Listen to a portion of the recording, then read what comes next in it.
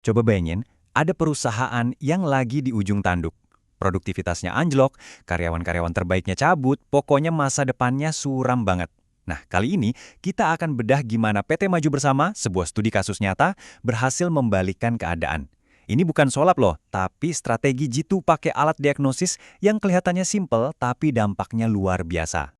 Oke, ini dia perjalanan kita hari ini. Kita bakal lihat gimana PT Maju Bersama bertransformasi, mulai dari krisis yang mereka hadapi, terus kita intip alat diagnosis yang mereka pakai, kita gali akar masalahnya, sampai kita lihat gimana mereka benerin motivasi dan kepimpinan. Dan tentu aja, di akhir, kita lihat hasilnya. Yuk, kita mulai. Oke, pertama-tama, kita kenalan dulu sama situasinya. PT Maju Bersama ini perusahaan manufaktur, dan kondisinya lagi gawat darurat. Tanda-tanda bahayanya udah kelihatan di mana-mana. Gejalanya tuh jelas banget dan jujur aja bikin merinding.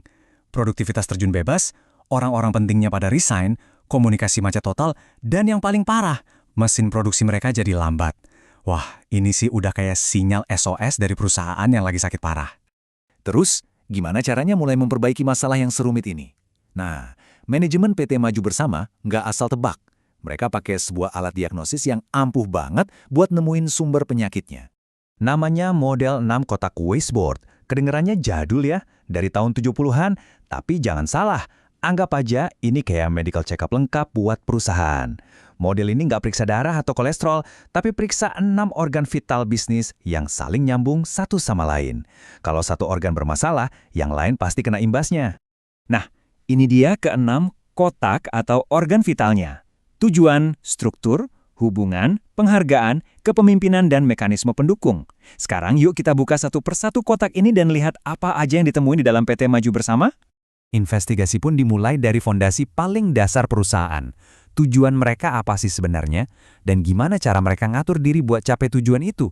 Semuanya berawal dari sini, dari tujuan dan struktur. Dan langsung ketemu masalah utamanya. Di kotak tujuan, ternyata ada gap besar. Manajemen mikirin efisiensi biaya, tapi karyawan di lapangan sama sekali nggak ngerti kerjaan mereka tuh buat apa. Hasilnya? Ya jelas, kerja jadi nggak ada arahnya. Parahnya lagi, di kotak struktur, organisasinya terlalu birokratis. Mau ambil keputusan kecil aja, bisa berhari-hari. Ini sih resep jitu buat bikin semua orang frustrasi. Oke, fondasinya udah ketahuan goyah. Sekarang, kita masuk ke jantungnya masalah, yaitu manusianya. Gimana orang-orang di sana diperlakukan, dan gimana mereka kerja bareng. Biasanya, disinilah drama sesungguhnya terjadi. Nah, kutipan ini bener-bener non-joke. Sistem penghargaan tidak adil. Ini tuh racun paling mematikan buat motivasi. Coba bayangin, Anda kerja keras setengah mati, tapi nggak dihargai sama sekali. Apa yang terjadi? Bukan cuma semangat yang hilang, tapi Anda juga pasti mulai cari-cari lowongan di tempat lain, kan?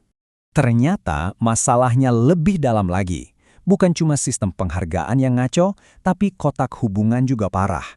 Departemen produksi sama logistik yang harusnya kerja bareng malah saling sikut dan saling menyalahkan. Akibatnya, kerjaan jadi macet di mana-mana. Ini ibarat mesin yang onderdilnya saling tabrakan, yang nggak akan jalan. Akhirnya, investigasi sampai ke puncak piramida, yaitu kepemimpinan dan juga ke alat-alat perang mereka sehari-hari, yaitu sistem dan teknologi yang mereka pakai. Dan ini dia puncaknya. Kotak kepemimpinan menunjukkan gaya bos yang otoriter, yang bikin semua orang takut kasih masukan. Sementara itu, di kotak mekanisme pendukung, teknologinya ketinggalan zaman. Ini kombinasi yang mematikan loh. Pimpinan yang nggak mau dengerin, plus alat kerja yang nggak mendukung. Ya jelas aja inovasi dan efisiensi mati kutu di sini. Jadi, setelah semua masalah ini dibongkar dan diperbaiki satu persatu, apakah berhasil? Apakah semua usaha ini ada hasilnya? Biar angka yang bicara. Cuma dalam 3 bulan, waktu yang singkat banget kan?